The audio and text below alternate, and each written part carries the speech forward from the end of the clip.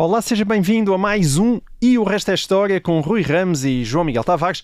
Hoje, antes de entrarmos no programa propriamente dito, um pequeno aviso. Vocês já sabem que nós temos os melhores ouvintes do mundo e a prova disso mesmo é que um deles fez basicamente aquele pedido que toda a gente nos fazia e ele concretizou, que foi o Joaquim Nascimento, aproveitando as maravilhas da inteligência artificial, foi buscar os arquivos do Resto da História, colocou-os através da inteligência artificial em texto e a partir daí fez um site que agora está disponível para todas aquelas pessoas que nos pedem regularmente em que episódio é que vocês falaram em que o Dom Afonso Henriques a bater na mãe? E pessoas e nós próprios, às vezes, para nos lembrarmos do que falámos e, portanto, é um instrumento extraordinariamente útil. Exatamente. Portanto, é história-explorer.com, portanto, é Explorer em inglês, exploração em inglês, e lá está, é o arquivo E o Resto da História, feito por um dos nossos ouvintes. Um grande obrigado ao Joaquim Nascimento por esse trabalho que está agora à disposição de toda a gente.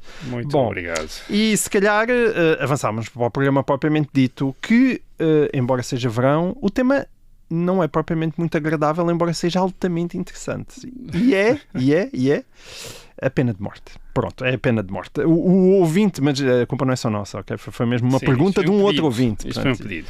Foi um pedido do Duarte Azevedo, que nos enviou a seguinte questão. Fala-se muito, e com razão, que Portugal aboliu a pena de morte para crimes políticos em 1852, para crimes civis em 1867 e para crimes militares depois da Primeira Guerra Mundial. Eu faço aqui uma ligeira precisão, porque a pena de morte para crimes militares foi revogada em 1911, só que depois, logo a seguir, abriu-se uma exceção durante a Primeira Guerra Mundial. 1916, vamos falar disso. Exatamente. Mas creio que são praticamente inexistentes, queixa-se o nosso ouvinte, as investigações sobre os últimos condenados à morte efetivamente executados. Faltam os pormenores e os exemplos, protesta o Duarte Azevedo, e para se vingar envia-nos uma verdadeira bateria de perguntas. E cito: há o caso mais conhecido do serial killer Diogo Alves, mas terá sido este o último homem a ser sentenciado à pena capital por crimes civis? E a última mulher? E como eram os processos e as sentenças? Que métodos de execução eram usados? Sabe-se por alto das forcas do terror miguelista, mas foram essas as últimas condenações por crimes políticos? E quanto aos crimes militares, para além do remexido, e nós já falamos aqui do remexido há 4 meses, no episódio de 14 de Abril, agora há um site onde podem pesquisar. Já li que houve pelo menos um soldado português fuzilado em França por deserção durante a Primeira Guerra Mundial. Bom, o Duarte Azevedo até propõe dividir o tema da pena de morte numa série de 2 ou 3 programas. Eu não sei bem se conseguiríamos encaixá-lo só num, mas não foram num, são em 2, mas vamos tentar ser ambiciosos, mesmo sendo muitas perguntas. Bom, para onde é que tu queres começar, Rui? Qual é o primeiro morto? O primeiro sentenciado. Vamos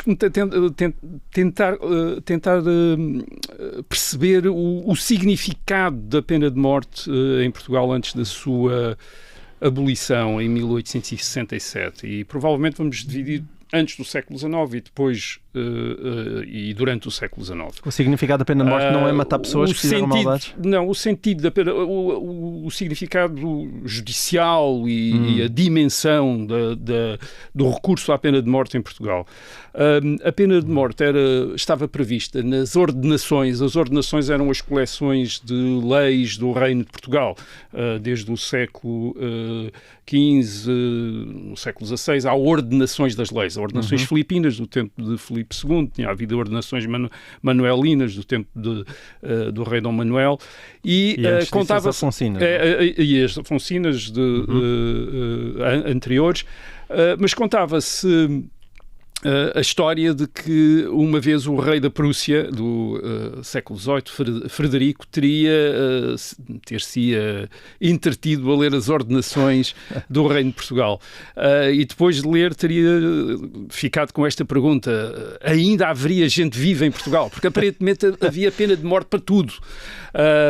Portanto, os crimes passíveis de pena de morte não eram apenas aqueles atentados contra a vida, mas também pecados, vícios, blasfémia, roubos, tudo isso era passível de pena de morte. E, portanto, deixava essa questão bem. Então, devia-se executar imensa gente em Portugal, porque quase todos os crimes... Bem, havia coisas que eram crimes então e que hoje não seriam. Como, por mas exemplo? quase... Sim, a blasfémia, quer dizer, blasfemar. Era um crime passível de pena de morte, quer dizer... e portanto a ideia é bem, aquilo era uma execução pegada de uma ponta à outra, e isso suscitou já no século XIX curiosidade sobretudo naquele momento da abolição em 1867 e nos anos seguintes sobre o que é que se passava com a pena de morte antes. E portanto eu aqui vou usar para aquilo que vou aqui dizer várias investigações. Aquela que é mais curiosa é de um professor da Universidade de Coimbra no século XIX, António Luís de Sousa Henriques Seco. Ele fez várias investigações sobre quantos condenados à morte é que tinha havido em Portugal. E, portanto, tentou mesmo perceber, desde a Idade Média até 1867, quantas pessoas é que tinham sido condenadas à morte, quando, porquê, e, portanto, tentou procurar informações. Ele publicou isso depois num livro em 1880, que chama-se Memórias do Tempo Passado. Portanto, é uma coleção de estudos históricos e de memórias dele próprio, memórias políticas dele próprio, mas tem umas centenas de páginas sobre os condenados à morte, desde a Idade Média até ao século XIX. E, portanto, apesar de ser um livro com 150 anos, tu garantes a qualidade do trabalho? Daquilo que eu conheço, é o único que tentou levantar todas as condenações, andou à procura de todos os processos, das referências, as datas todas, as penas, quem eram, a identificação, algumas vezes não conseguiu, mas a identificação, portanto, é a relação que eu conheço mais completa e é aquela que é usada por todos os outros investigadores, porque ele, de facto, dedicou-se àquilo durante muitos anos. Ele era professor da Faculdade de Direito e nos tempos livres era o hobby dele, era colecionar sentenças de morte. Porque elas eram publicadas e, portanto, ele foi comprando, foi colecionando, etc. etc. Depois temos estudos do Luís Miguel Duarte sobre a justiça e criminalidade na Idade Média, publicados ao governo nos anos 90, do António Manuel Espanha sobre as penas nos séculos XVII e XVIII. Ele incluiu esse estudo no volume 4 da História de Portugal, que é dirigido por José Matoso, mas o volume 4 é coordenado por ele, e mais um livro de Maria José Moutinho Santos sobre...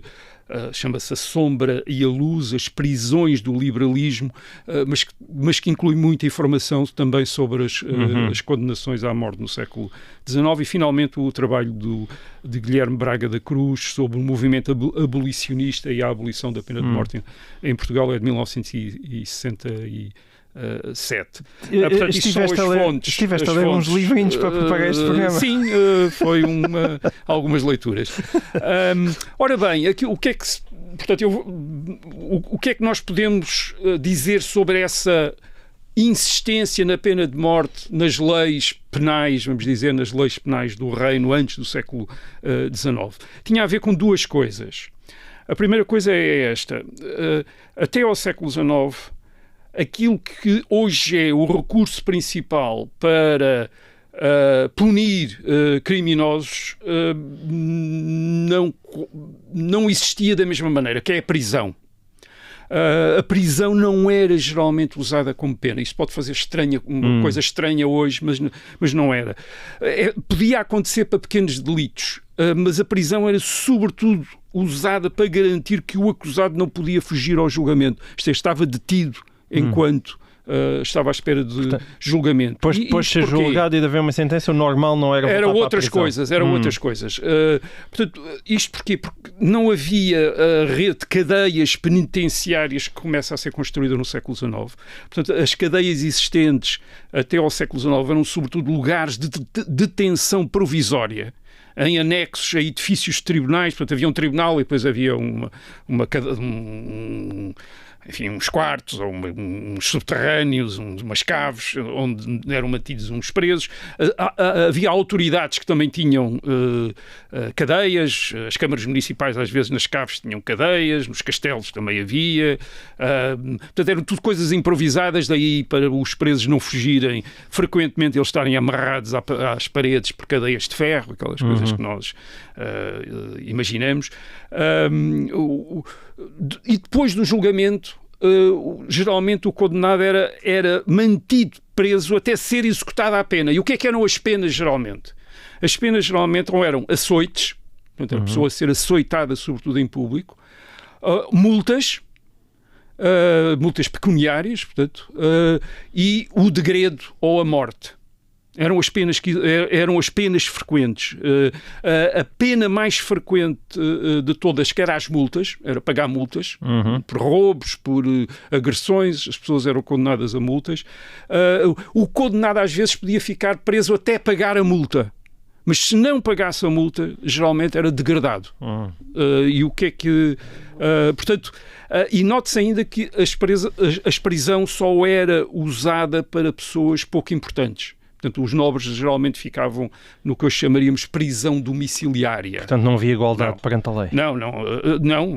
As pessoas tinham estatutos diferentes. Portanto, a prisão era sobretudo usada, curiosamente, na Igreja, como punição do clero em conventos ou nos espaços episcopais. Quer dizer, se um padre se portava mal, era preso no convento ou era preso no paço episcopal. Uma das penas mais frequentes é o tal degredo. Quer dizer, o degredo, o que é que isso significava? Na Idade Média significava um desterro. Desterro para determinadas zonas que eram zonas de desterro, chamados cotos. Por exemplo, Castro Marim era uma zona de desterro. Ou seja, não era necessariamente ser enviada para as... Não, nesta altura ainda não havia. Na Idade Média não havia colónias. Portanto, era o desterro, era para zonas de... Portanto, o que acontece à falta de Angola iam para Castro Marim. Para Castro Marim. Antes de Angola iam para Castro Marim. Imagino que isso não quer dizer nada acerca de Castro Marim. Nada, Castro Marim é um sítio impecável. Mas na Idade Média, provavelmente, era um sítio que ficava um bocadinho mais longe, quer dizer, a ideia era essa. Desde os séculos XV e XVI é que começa a ser usada a deportação por barco para uma possessão portuguesa no ultramar, na África, no Brasil ou na Ásia. Portanto, o condenado era transportado para aí e depois, quando chegava lá, geralmente ficava em liberdade e por conta própria, na zona onde... Mas era impedido de regressar ao reino, isto é, não podia regressar. Além de, como nós falámos aqui, isso muitas vezes era próximo de uma pena de morte, porque morriam tantos com doenças, já vamos falar disso, exato. Praticamente no século XIX, sobretudo no século XIX. Okay. Os condenados a degredo também podiam ser usados às vezes para missões perigosas, como no caso das armadas, para explorar uma costa desconhecida, de vez em quando, o que é que há aqui... lança-se um degradado lá para ele ver o que é que há. Para ver se há tubarões na água. Também há, ou para ver se há canibais, ou umas coisas assim. Às vezes também era usado para povoar determinadas regiões que não tinham povoamento. Portanto, largavam-se lá, lançavam-se uns degradados lá. Isto quer dizer que muitas era a mesma expressão? Lançados. Eles eram os lançados. Portanto, muitos dos primeiros povoadores portugueses das colónias, Brasil, das ilhas, eram degradados, foram criminosos. Certo. Foram lançados em São Tomé e Príncipe, Cabo Verde, Madeira, Açores, degradados.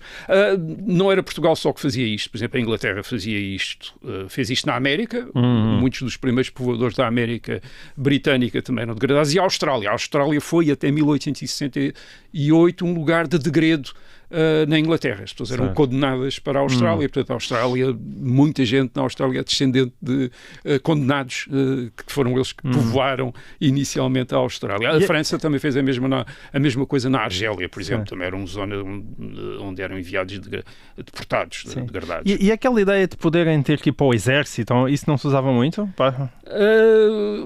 Às vezes também usava-se para as galés, sobretudo, para remar. Para remar na Idade Média, mas depois era degredo para procissões ultramarinas. Portanto, esta é uma primeira coisa. Portanto, a pena de morte faz parte de um conjunto de penas que são as penas frequentes, isto é, a pena de degredo, penas pecuniárias e a pena de morte. E a segunda coisa que se nota em relação ao que os investigadores têm notado em relação à pena de morte é que ela não era muito aplicada em Portugal. Não era muito aplicada. É óbvio que estou a dizer isto com algumas reservas, porque mesmo as investigações do Henrique Seco não são completas, vê-se que há ali coisas que ele próprio avisa há anos em que ele não conseguiu descobrir nada e que deve ter havido condenações à morte, mas ele não conseguiu descobrir informação nenhuma, etc. Mas há amostras que dão essa ideia. Por exemplo, nós temos uma relação da cadeia da cidade de Lisboa entre 1694 e 1696, são 300 condenados, e desses 300 condenados, portanto em 2 anos, só há 3 condenados à morte. E todos por homicídio. Mas o mais curioso é que houve outros 66 homicidas e muitos outros condenados por delitos para os quais nas ordenações estava prevista a pena de morte, como falsificação de moeda, violação, feitiçaria, assalto nas estradas, tudo isso eram passíveis de pena de morte, e eles estavam todos condenados a degredo, ninguém estava condenado, só 3 é que foram especialmente condenados à morte. E portanto a pena de morte por vezes já começava a estar associada a uma coisa muito específica, era a atrocidade do crime. O homicídio não bastava, era preciso um homicídio atroz, quer dizer, como eles diziam, era a expressão, homicídio atroz, uma coisa especialmente cruel, impressionante para a condenação. Isso aconteceu com a última mulher, provavelmente terá sido executada em Portugal, uma senhora chamada Luísa de Jesus, em Coimbra, em 1772. Ela foi condenada à morte e foi executada. E o que é que ela fazia? Bem, ela tinha 22 anos e então tinha, enfim, organizado a sua vida em buscar bebés expostos à misericórdia, portanto, na misericórdia tinham sido abandonadas crianças, e essas crianças eram entregues a amas, a pessoas que lá se fossem oferecer para ser amas, com uma remuneração, com a roupa, com o enxoval, etc. Bem, e ela percebeu que aquilo era um negócio, porque se fosse lá buscar muitas crianças, dizendo que as ia criar, amamentar e criar, tinha ali um rendimento. Só que depois o que é que fazia com as crianças? Bem, matou 33 crianças. Quer dizer, bolas. Claro que isto também, como diz o Henrique Seco, isto também diz alguma coisa sobre a misericórdia de Coimbra, que nunca se apercebeu daquela senhora de 3 em 3 dias ir lá buscar uma criança. Também ninguém fez as contas, e portanto ela foi executada, e foi executada daquela maneira cruel para o crime, quer dizer, foram cortadas as mãos, foi garrotada, etc. Portanto, foi assim uma execução pública como o exemplo. Ok. Bom, e com esta nota alegre termina a primeira parte do programa. Nós voltamos já a seguir. Olá e seja bem-vindo de volta a este episódio de O Resto é História, em que nós estamos a falar da pena de morte em Portugal. Terminamos a primeira parte com Luísa de Jesus, 22 anos, assassina de 33 crianças. Pelo menos aquelas que eles descobriram, quer dizer, portanto, que ela tinha enterrado. Mãos cortadas, garrotada, mas responde a uma das perguntas do nosso ouvinte. Ou seja, é a última mulher, ou pelo menos que há registros, deve ter sido a última mulher que eu conheço em Portugal. Que eu tivesse visto, quer dizer, que isto é de 1772 a que recorri. A não ser que algum isso acontecia em todos os países. A pena de morte é sobretudo aplicada aos homens, numa desproporção gigantesca. Quer dizer, isto é, muito poucas mulheres são executadas, mesmo quando cometem às vezes crimes equivalentes. Quer dizer, portanto, a execução, a pena de morte em França, em Inglaterra, era sobretudo aplicada aos homens. Okay. Agora, em relação, portanto, a Portugal, a pena de morte não é muito aplicada, e mesmo entrando em conta com o Tribunal do Santo Ofício da Inquisição, que desde 1536 tratou de combater a heresia, condenando as pessoas a muitas penas, de milhares de processos, 30 mil processos em 300 anos, só 1000, enfim, obviamente estamos aqui, não estamos a relativizar. Estás a fazer umas aspas as condenações no ar, não estamos a relativizar as condenações à morte, estamos apenas a referir que há 1175 condenados à morte. Portanto, a maioria das penas era penitências, desterros, confiscos de bens, É verdade que não estamos aqui a falar só de condenações à morte, nós estamos a falar daquelas pessoas que morriam nos cárceres ou que morriam durante tortura, que deveriam ser mais um número razoável. Mas condenações à morte é realmente pouco, quando tu divides 1175 por 300, estamos a falar de nem 4 pessoas por ano. Sim, quer dizer, 4 pessoas são 4 pessoas, mas quando comparamos com outra... por exemplo, o Henrique Checo, que faz, portanto, a tentativa de contar toda a gente, ele chega a 1934 execuções desde o século XIII ao século XIX, durante 600 anos, em Portugal. E ele inclui Portugal, o ultramar, execuções militares francesas, também são durante a ocupação francesa, execuções militares ordenadas pelas autoridades militares francesas, portanto inclui essas coisas todas e até coisas que não são bem execuções propriamente judiciais, mas são mais assassinatos. Ele vai incluindo essas coisas todas. É verdade que lhe deve escapar muita coisa porque não há registro, as jurisdições são várias em Portugal até ao século XIX, portanto podia haver gente condenada em Bragança e de que não há, ou em Bragança ou em Goa, de que não há notícias, ou no Brasil. Sim, mas não pode ser uma coisa de uma dimensão... Mas não pode ser uma coisa... Exatamente, não pode ser uma dimensão tão grande que só tivesse deixado traço de 1934 execuções que ele contou, quer dizer... Que ele contou. E como é que eram nessa época noutros países? E repara, os termos de comparação imediatamente nos dizem que isto não era um grande recurso à pena de morte, porque em Inglaterra, no século XVIII, só vamos ficar só pelo século XVIII, 64 anos, entre 1735 e 1799, 64 anos, há 6.000 pessoas executadas, das quais 26 mulheres. Em Inglaterra, a pena de morte também era como nas ordenações portuguesas, aplicava-se uma quantidade enorme de delitos, desde cortar árvores, pena de morte, fogo posto, pena de morte, roubo, pena de morte, andar na companhia de ciganos, pena de morte. Por mais de um mês, quer dizer, se a pessoa andasse na companhia de ciganos por mais de um mês, pena de morte. 75% dos enforcamentos nestes 64 anos foram por roubo. Aliás, em Inglaterra a pena de morte seria abolida para os roubos em 1832. Quer dizer, não é a abolição da pena de morte, é só para os roubos, deixou de ser para roubos e ficou reservada só para o homicídio. Portanto, nós temos aqui um país, a Inglaterra, que aliás até com instituições bastante livres, etc., mas onde a pena de morte se recorria à pena de morte de uma maneira extraordinária, quer dizer,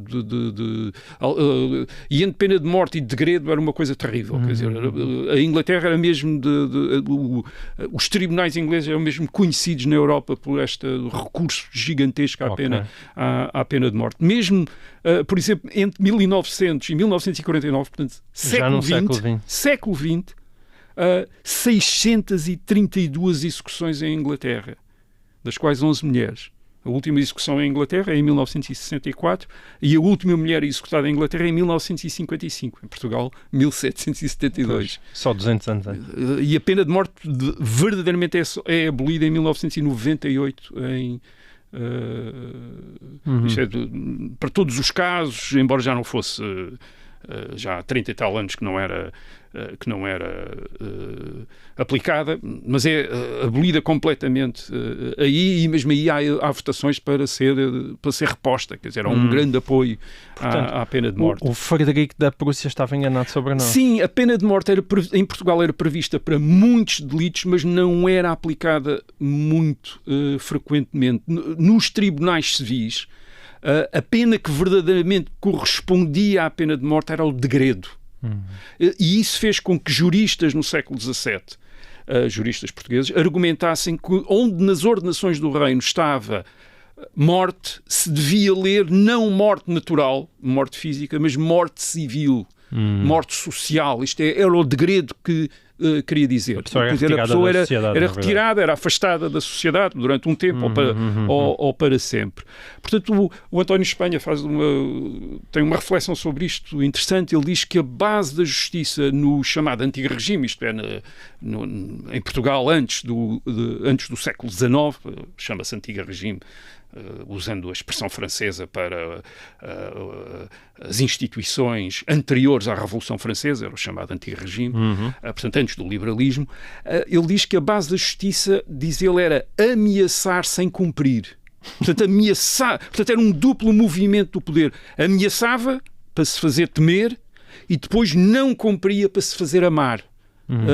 Portanto, e de facto o perdão de penas, e o perdão de penas às vezes não era por isso libertar a pessoa, mas por exemplo era comutar a pena de morte em pena de degredo, por exemplo, é um dos grandes recursos do rei, e o rei utiliza isso sistematicamente. Todas as penas acima de açoites tinham de passar pelos tribunais da corte, da apelação, isto é, tinham de ir ao rei. Todas as condenações à morte tinham de ir ao rei, e todas as condenações de açoites, ou cortes de membros, ou coisa assim, tinham de ir tinham todas de ir ao rei. Isso é imensa gente. Devia ter um departamento só para lidar com isso. Sim, havia instituições na corte, os tribunais da corte, que tratavam disso, e depois instruíam os processos, depois os processos eram levados na parte final ao rei para o rei decidir, mas com pareceres dos desembargadores, dos juízes desembargadores. E conhecemos instruções de Dom João V para dizer que as penas não devem ser executadas com aceleração, diz ele. As penas devem ser devagar, que é para o rei poder... Rui, tu se calhar descobriste então aqui as razões pela lentidão da nossa justiça. A culpa é do Dom João V, ele mandou isto ser executado. Para a clemência, neste caso era a clemência. Portanto, os açoites, mesmo os açoites e as marcas de ferro eram pouco aplicadas, as marcas de ferro, portanto, as pessoas queimadas com o ferro para ficarem com uma marca. Tipo a flor de lis que a gente vê nos romances do Dumas, isso também se aplicava também, cá? Sim, também era, às vezes aplicados na cara, outras vezes nas costas, portanto, dependia do crime. O cortamento de membros, por exemplo, também estava previsto, cortar mãos, pés, etc. Nunca era aplicado. E o rei mostrava-se assim clemente, quer dizer, como o pai do povo, imitando até certo ponto Deus na sua misericórdia. Portanto, geralmente para o rei perdoar, por vezes implicava também a parte agravada, perdoar também a parte lesada. Perdoar também, quer dizer, para depois o rei perdoar, mas na prática isto queria dizer que a pena mais severa verdadeiramente e que era mais frequentemente aplicada era a pena de degredo. Agora podia-se perguntar, bem, mas com tanta clemência não dava toda a gente à solta a cometer atrocidades? Não, porque o controle dos comportamentos era feito sobretudo a níveis da sociedade, ao nível da família, da igreja, das pequenas comunidades que controlavam muito o que acontecia. Mas eu tenho uma outra pergunta também sobre isso. Será que a pena de degredo não era também muito aplicada porque a partir do momento, sobretudo, que passaram a existir colónias e territórios ultramarinos também dava jeito? Não desperdiçar essas pessoas tal como quando se podia lançar, como tu disseste? Tal como antes com a pena das galés. Servir nas galés, era ótimo arranjar remadores. Para as galés. Havia isso, sim, havia, mas havia sobretudo a ideia de alguém cometia um homicídio e em vez de ser enforcado era mandado para o Brasil ou era mandado para a África, uma coisa qualquer assim. Quer dizer, portanto, era afastado. A tal morte, era a morte civil, física, mas era a morte civil. A morte civil. Agora, nem todas as épocas, isso é outra coisa, é que nem todas as épocas foram iguais.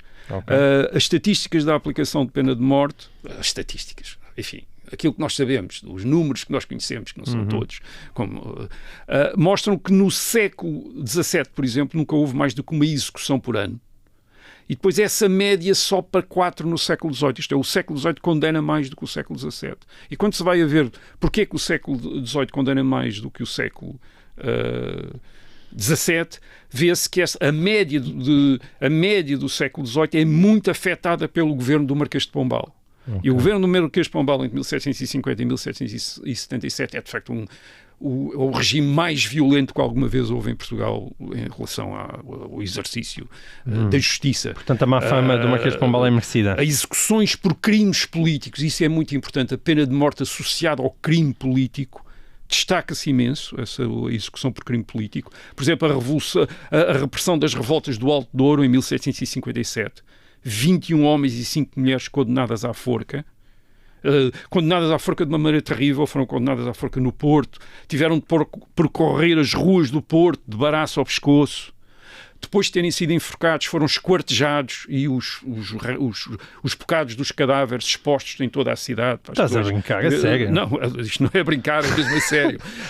A cabeça... Enforcavam, cortavam as partes e expunham. A cabeça, os braços, as pernas ali, que é para toda a gente ver o custo de uma revolta contra a ordem pública e contra a sua... Então aquilo que aconteceu com os Távoras não foi uma exceção? Não, e os Távoras em 1759 foi também esses aí com um requinte de crueldade enorme, a execução do Duque de Aveiro, do Marquês de Távora, quer dizer, com os membros partidos à martelada, depois degolados, enfim, queimados, coisas terríveis que se fizeram. A repressão no tempo de Pombal deve ter sido, como repito, a mais violenta da história de Portugal e a mais impressionante. Por exemplo, sabemos que em 17 de março de 1764 havia 6 forcas em Lisboa, Praça do Comércio, Rocio, Rato, Estrela, Arroios, os 4 caminhos, e muito frequentemente as cabeças dos enforcados eram cortadas para serem expostas em público. Só a partir de 1774 é que se deu ordem para os corpos dos enforcados serem enviados para a Faculdade de Medicina para os estudantes praticarem nos corpos dos enforcados. Mas isto só para se ter a ideia de como a pena de morte estava incluída neste nível de repressão política, segundo o historiador Luís de Oliveira Ramos, na sua biografia da Rainha Dona Maria I, ele diz que em 1777, portanto, quando o Marquês de Pombal caiu do poder, saíram das prisões 800 presos de Estado, 800 presos políticos, em 1777. E cerca de 3 mil pessoas teriam morrido nas prisões por motivos políticos durante o governo do Marquês de Pombal. Portanto, 3 mil pessoas, segundo o Luís de Oliveira Ramos. Portanto, uma repressão, um nível de repressão absolutamente extraordinário. Porquê? Porque o Marquês de Pombal quer mudar muita coisa, quer instaurar uma ordem nova, um poder novo, e isso tem de ser com uma violência extraordinária. Aliás, nós não passamos por nenhuma revolução nessa altura. Mas a épocas de revolução recorrem muito à pena de morte com fins políticos. É o caso da Revolução Francesa. Em França, por exemplo, na década de 1780, antes da Revolução, há cerca de 50 penas de morte por ano. Os tribunais de Paris, quer dizer, 50 penas de morte por ano. Portanto, vamos dizer 500 numa década. Em 1793, 1794, 2 anos, durante o chamado terror, são 17 mil execuções.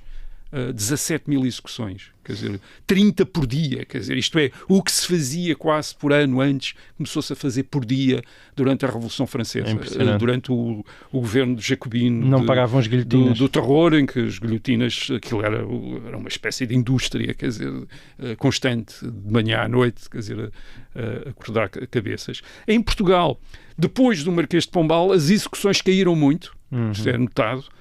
Aliás, passaram-se anos sem a aplicação da pena de morte, alguns anos em que nunca foi aplicada a pena de morte. Mas agora, de facto, a partir do Marquês de Pombal, a pena de morte aparece muito associada ao crime político, até mais do que aos crimes contra a vida ou contra a propriedade particular. Mas antes do Marquês de Pombal não existiam condenações por crime político? Não, claro.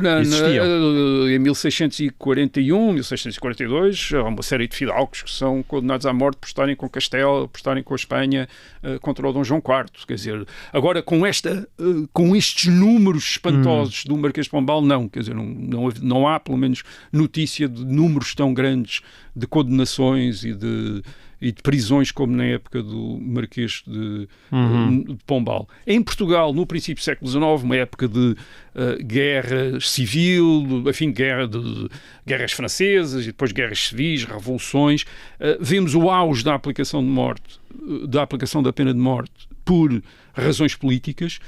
Antes de 1820 temos a condenação à morte do Gomes Freire de Andrade e dos seus cúmplices, vamos dizer-lhe assim, em 1817, os Mártires da Pátria. Foi uma conspiração para mudar o governo em 1817 e são presos.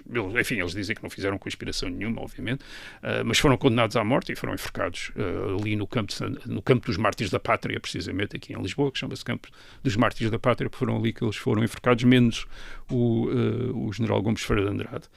Razões políticas. Mas, por exemplo, nota-se diferença, mesmo assim, nota-se diferença. Em 1823 cai o regime liberal em Espanha, cai o regime liberal em Portugal. Em Espanha, os liberais são todos condenados à morte. Em Portugal, ninguém é condenado à morte. Ao contrário ao contrário de Espanha. Portanto, a pena de morte em Portugal, mesmo nestes tempos de grandes confrontos políticos, está associada, sobretudo, à rebelião, à sublevação armada e não tanto à derrota política em si. Isto é, alguém que perde e depois é condenado à morte. Isso não acontece muito em Portugal. Portanto, os miguelistas e os liberais, durante as guerras civis dos anos 20 e 30, usam a pena de morte, mas sobretudo contra os rebeldes de um lado e do outro. E penso que aquilo, enfim, nós sabemos, os miguelistas executaram bastante gente, por rebelião sempre. Por rebelião, isto é, por revolta. Revoltas militares, sobretudo, portanto, foram alguns enforcados, mas eram sobretudo fuzilados. E os liberais também fuzilaram gente, por exemplo, nos Açores, em 1829 foram 5 soldados fuzilados por rebelião, também além daqueles fuzilamentos da Serra do Algarve, em 1838, as chamadas execuções repentinas. Repentinas é a expressão, que é sumárias, quer dizer, um processo sumário e fuzilados. Aliás, a pena de morte durante a guerra, por exemplo, com a França em 1812, a guerra das invasões francesas, também foi usada para deserção. Por exemplo, em abril de 1812, 38 soldados foram fuzilados por deserção, por terem desertado.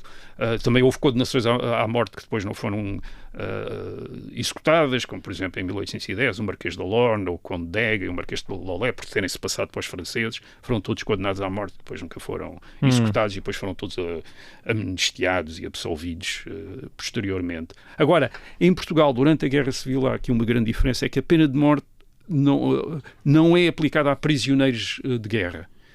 Ao contrário, por exemplo, do que acontece na Guerra Civil de Espanha, em 1833, entre 1833 e 1840, entre carlistas e os liberais. Os carlistas eram o equivalente dos nossos miguelistas, em que a prática de um lado e do outro é matar os prisioneiros. Quer dizer, toda a gente que é aprisionada é fuzilada. Temos números para os carlistas e executaram pelo menos 2.800 prisioneiros de guerra. Quer dizer, em Portugal, só mesmo as rebeliões armadas é que justificam pena de morte até aos anos 30, e daí o significado, mas a associação entre a pena de morte e o crime político dá o sentido da abolição da pena de morte para crimes políticos pelo ato adicional à Carta de 5 de julho de 1852. Ok. Vamos falar agora dos... Sim, mas isso vai ter que ficar para depois. O tempo, para quem nos está a ouvir em FM, em direto, chegou ao fim. Nós vamos falar um pouco mais dessa pena de morte, mas a seguir em podcast. Até já. Bem, falámos do pena de morte em casos políticos, agora os casos civis. Nos casos civis, no princípio do século XIX, na primeira metade do século XIX, a pena de morte continua a ser reservada para homicídios que tivesse impressionado o público, e aí a imprensa tinha um grande papel, porque o jornalismo nesta altura fazia uma grande cobertura dos crimes e quando detectava atos de especial crueldade, publicitava-os, havia uma grande revolta da opinião pública e provavelmente os tribunais eram um bocadinho mais violentos. Foi isso que acontece. Os chamados crimes atrozes do século XVIII. Foi isso que acontece com Diogo Alves em 1841. Ele tinha aquela reputação, ele era um galego, taberneiro, em Lisboa, depois tinha um grupo, se dedicava-se a roubos, criou aquela reputação de assaltar pessoas ali para o aqueduto das Águas Livres e atirá-los até lá de cima. De cima. A verdade, ele em 1841 não é condenado à morte por isso, é condenado à morte pelo assassinato de uma família que ele tentou roubar e depois matou, tirando o pai, matou os outros membros todos da família, para não deixarem testemunhas. E isso impressionou imensa gente e é a razão da pena de morte em 1841. E de outro também, um caso também historicamente conhecido, que é o Francisco Matos Lobo, em 1842, que é também por roubo e assassinato de uma família. Aliás, uma família até que ele conhecia, ele quer roubar, acaba por assassinar toda a gente, menos uma rapariga da família que ele julgou que tinha assassinado, mas sobreviveu e depois o denunciou. E a aplicação da pena de morte, neste caso, é resultado de uma espécie de indignação pública em relação àquilo que eles fizeram. Portanto, a execução, como é que era feita a execução? A execução era, mais nos crimes civis, é por forca. Portanto, houve durante algum tempo estruturas fixas em ferro, como os pelourinhos. Os pelourinhos eram precisamente para executar penas, como açoites, e havia quase em todas as vilas, onde havia povoações importantes, tinham o seu pelourinho. Mas a partir do fim do século XVIII, as informações que temos é que a maior parte das forcas eram estruturas desmontáveis, portanto eram estruturas de madeira que eram montadas para a execução e depois desmontadas a seguir. Geralmente eram montadas até na véspera da execução. E depois... Agora, não tem nada a ver com aquelas patíbulos que nós vemos nos filmes de cowboys. Não há nada disso. Enfim, nos filmes de cowboys às vezes era só a árvore. Mas também há patíbulos. Mas aqui, portanto, a forca basicamente é composta de 2 pilares verticais de madeira, dos barrotes, e depois uma trave horizontal. Era isto. E da trave pendia a corda e como é que era um enforcamento? Basicamente havia uma escada que estava encostada à trave e o condenado e o carrasco subiam juntos por essa escada até meio da escada.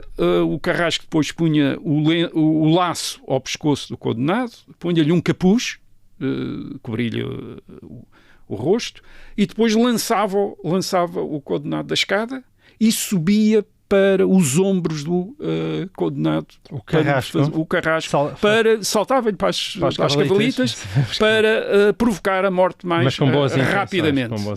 A morte mais rapidamente. Quer dizer, portanto, isto acontecia depois do preso ter sido notificado. Geralmente era notificado que ia ser executado 3 dias antes do dia da execução.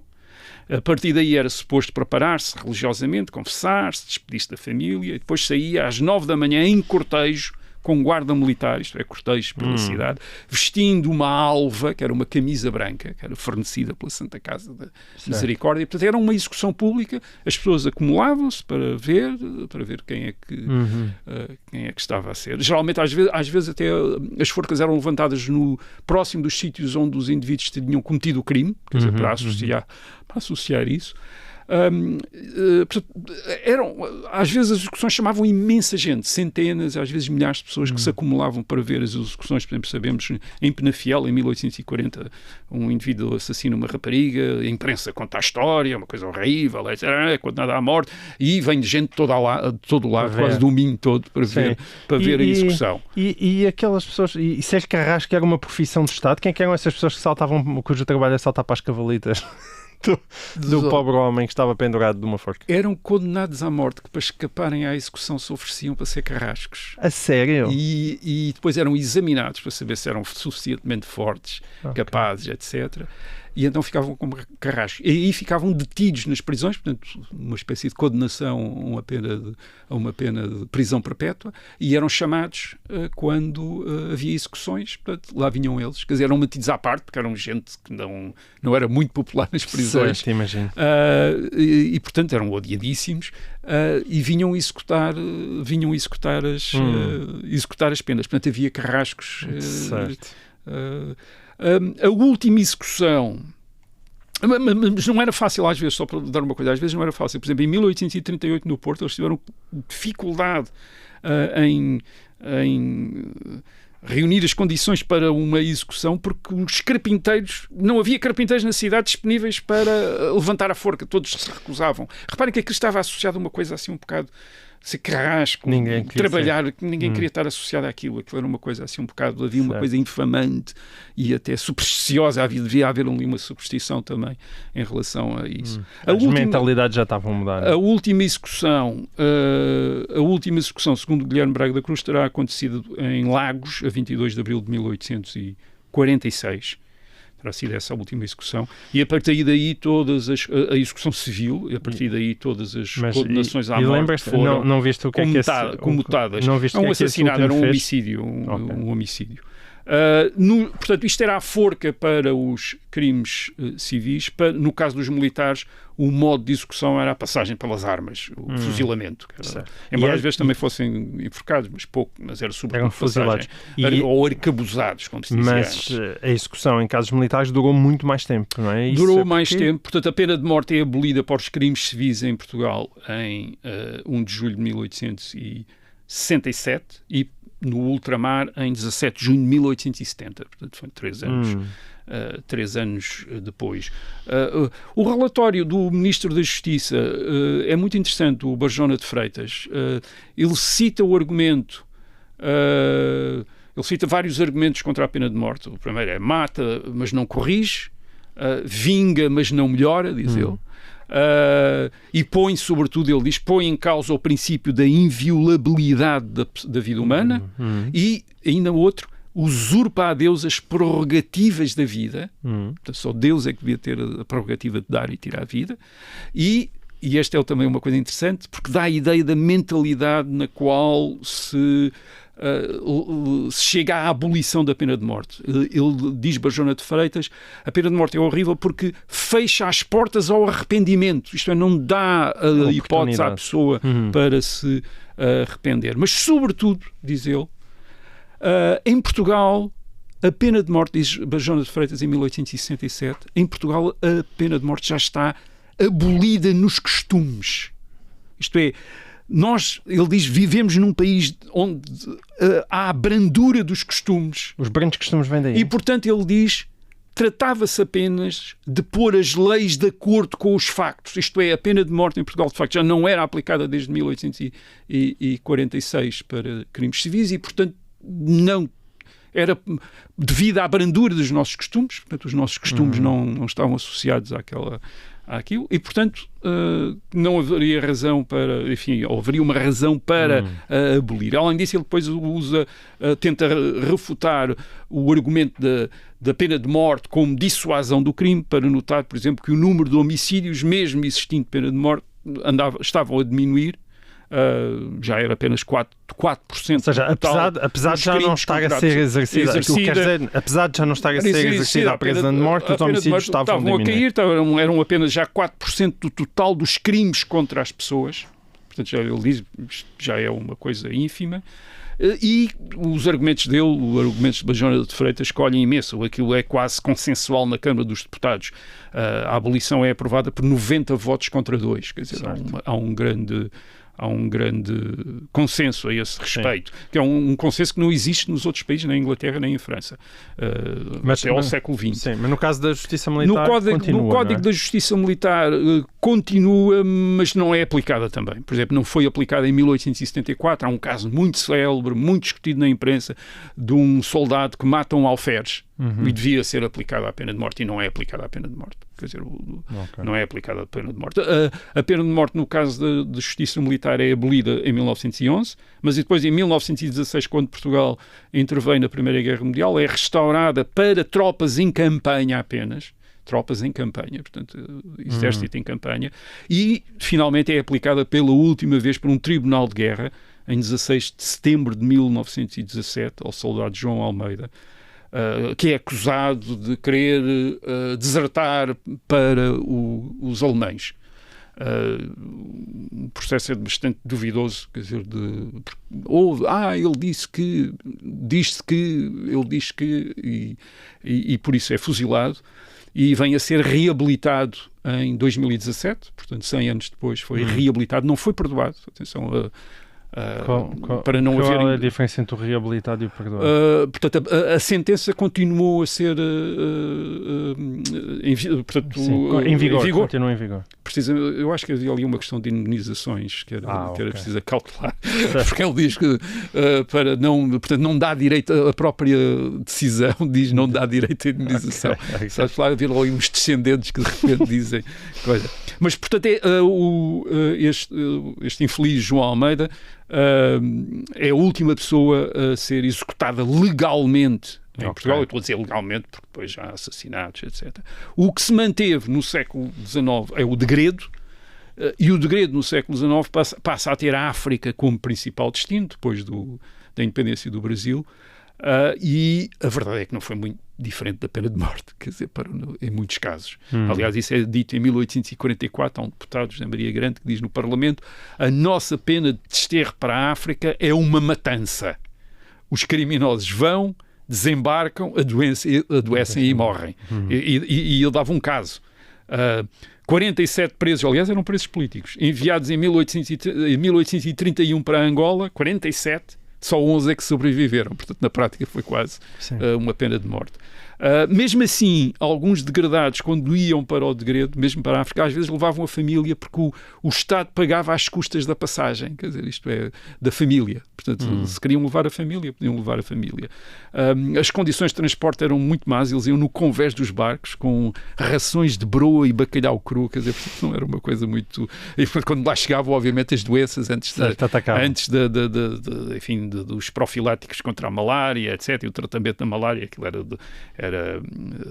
tremendo, e por isso também as penas de degredo foram diminuindo ao longo do século XIX. Por exemplo, no caso do Porto, sabemos que 20% dos presos do Porto em 1865 são condenados a degredo. Em 1885, 20 anos depois, só 3%. Portanto, a pena de degredo está a cair.